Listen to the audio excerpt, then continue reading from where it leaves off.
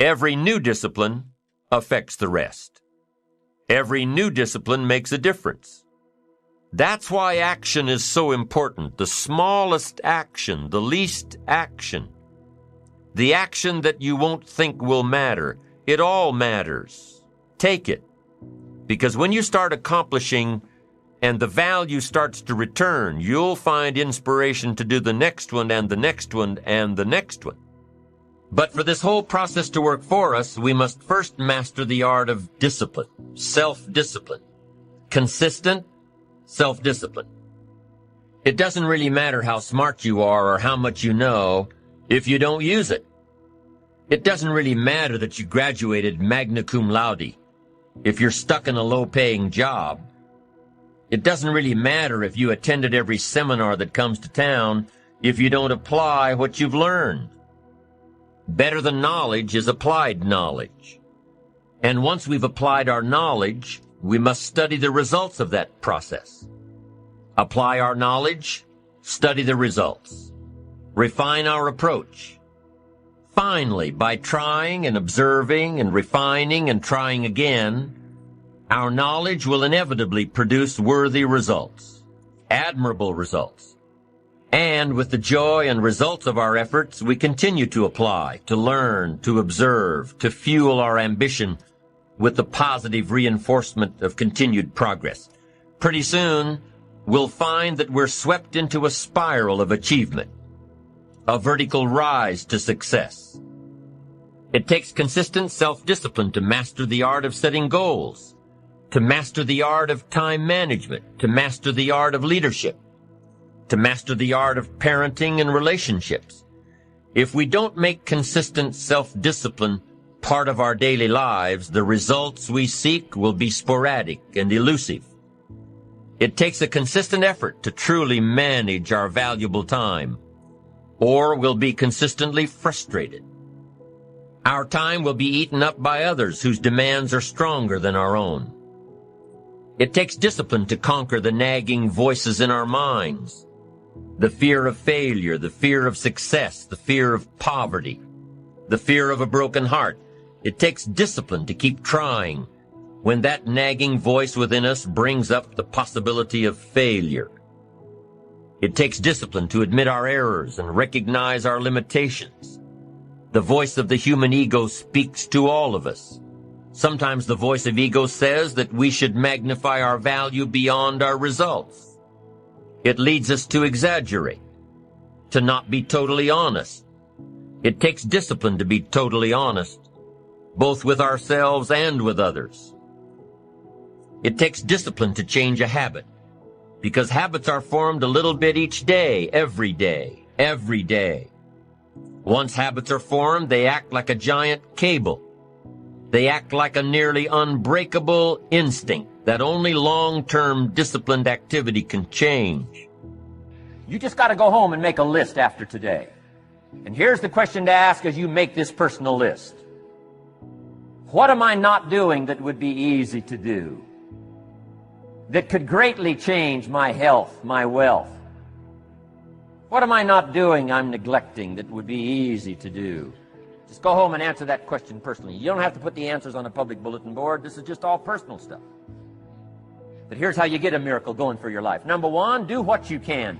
Get a list of the stuff you could do and you haven't done, postponed, and start cleaning that up. You can't start at a better place for personal change. That'll affect your bank account, affect your future, affect your income, affect everything. You can't start a better life change process than cleaning up what you should be doing. The man says, well, my mother lives down in Florida.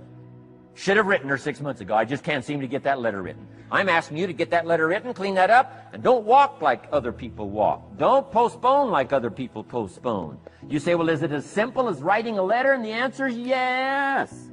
Where else would you start for life change, personal change? Now, here's the second part of the miracle. Number one is do what you can. Here's number two, do the best you can. If that's not your philosophy, I would ask you to amend it. Let me give you the best of ancient script. Here's what it says. Whatever your hands find to do, do it with all your might, do it with all your strength, and do it with all your power. What a good philosophy.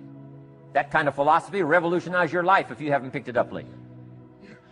Guy slips in late, company doesn't seem to mind, slips out early, first one in the parking lot, heading for happy hour.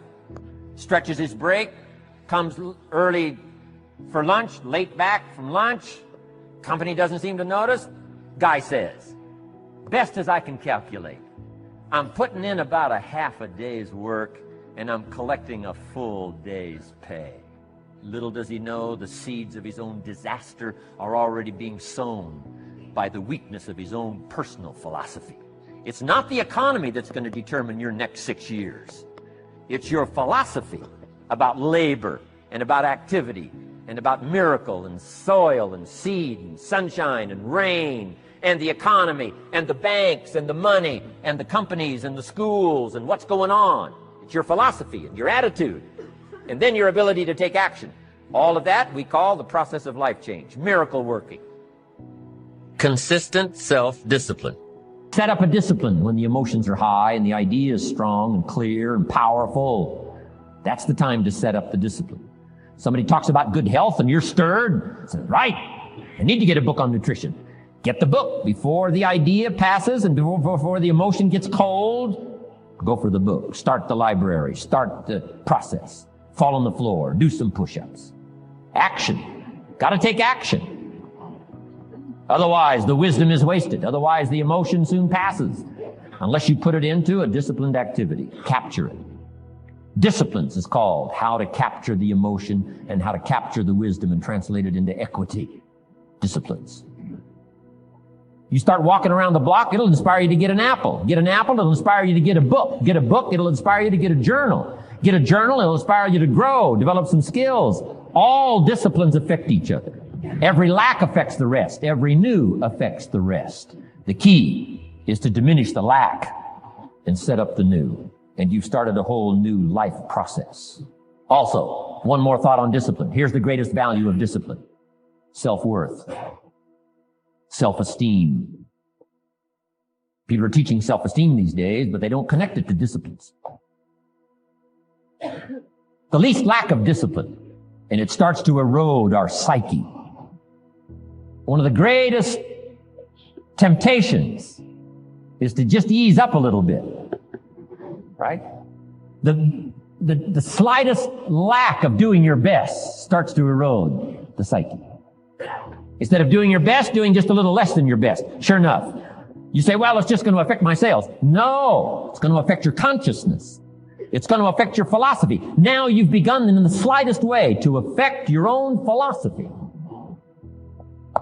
Here's the problem with the least neglect. Neglect starts as an infection. And if you don't take care of it, it becomes a disease. And one neglect leads to another. And the worst of all, when neglect starts, it diminishes our self-worth, our self-confidence, our self-value. You say, well, how can I get back my self-respect? I'm telling you, you don't have to go to 29 classes. All you have to do is start the smallest discipline that now corresponds to your own philosophy, like I should, and I could, and I will. No longer will I let neglect stack up on me so that I will have the sorry scenario 6 years from now, giving some excuse instead of celebrating my progress. That's the key to discipline. Okay? Let's get kids involved in the least of disciplines. One more, and then one more, and then another one, and then another one, and then some more. And the first thing you know, you're starting to weave the tapestry of a disciplined life into which you can pour more wisdom and more attitude and more strong feeling, more faith and more courage. Now you've got something, a vessel in which to put it. And now the equities start to flow. And the early return, I'm telling you, if you'll start this process, the early return will have you so excited. You'll commit yourself to this strategy for the rest of your life. You'll never go back to the old ways. Join a new crowd. Join a new group. The disciplines to do it. Take action. Now here's the other side of discipline. If there's considerable time that passes between the moment of awareness and the time of our implementation, then that is called procrastination. Procrastination. Doing it tomorrow instead of today. Procrastination. An almost exact opposite of discipline. The voice within us says, get it done. Discipline then says, do it now. Do it to the best of your ability, today, tomorrow, and always. until finally the worthy deed becomes instinctive. Procrastination says later, tomorrow, whenever I get a chance. Procrastination also says do what is necessary to get by or to impress others. Do what you can, but not what you must. In every circumstance we face, we are constantly presented with these two choices. Do it now or do it later. Discipline and procrastination.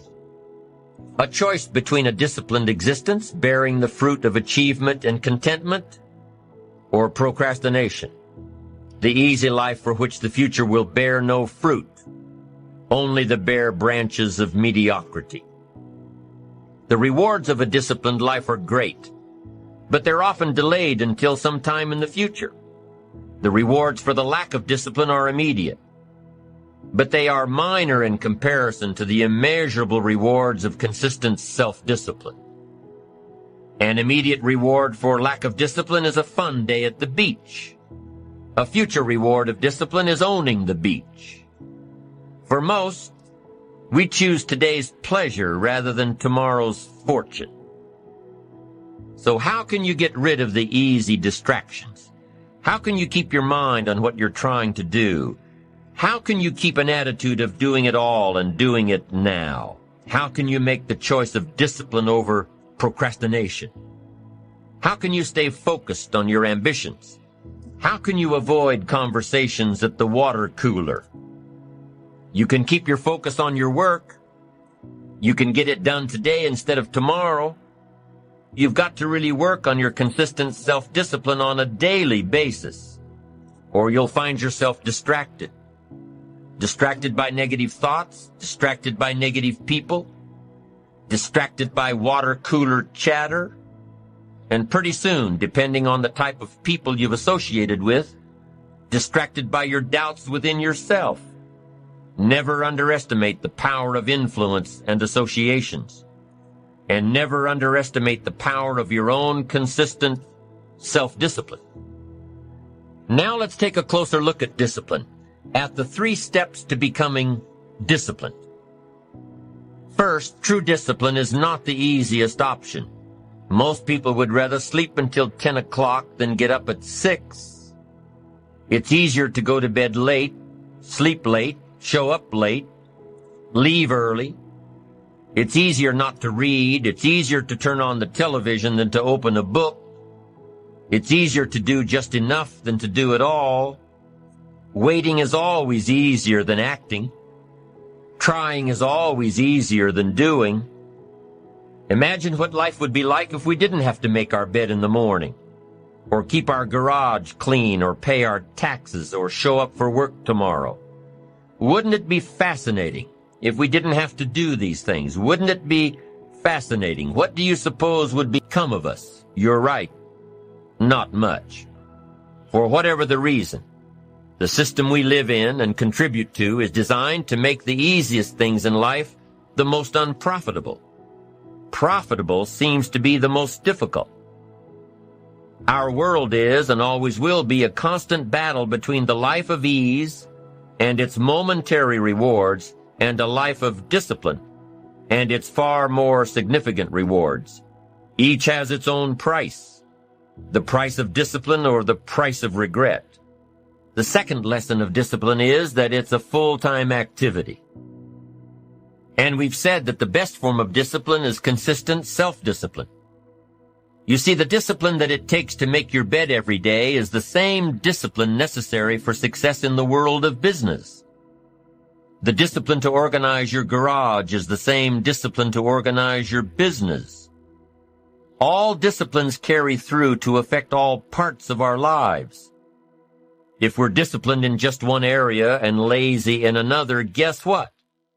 Pretty soon, the lazy side will creep in and destroy the disciplined side. The bad habits in one area of our life will eventually destroy our self-discipline in the areas we've been working on. Consistency cannot be inconsistent. Discipline is the mind being trained to control our lives. Discipline is a set of standards which we've selected as a personal code of conduct. Discipline is imposing on ourselves the requirements for honoring these standards. Once we've adopted these standards of behavior and conduct, we're committed to honor them. And if we don't, then there can be no disciplined activity. Here's the third step to becoming consistently self-disciplined. Number 1 is realizing that discipline isn't the easiest option. Number 2, discipline is a full-time activity, day by day, every day. And the third step to becoming self-disciplined is really a philosophy that holds one of life's unique promises. Number 3 simply says, for every disciplined effort, there is a multiple reward. That's one of life's great arrangements. Life is full of laws that both govern and explain behaviors. But this may well be the major law we need to understand. For every disciplined effort, a multiple reward. For every disciplined effort, a multiple reward. What a concept. If you render unique service, your reward will be multiplied.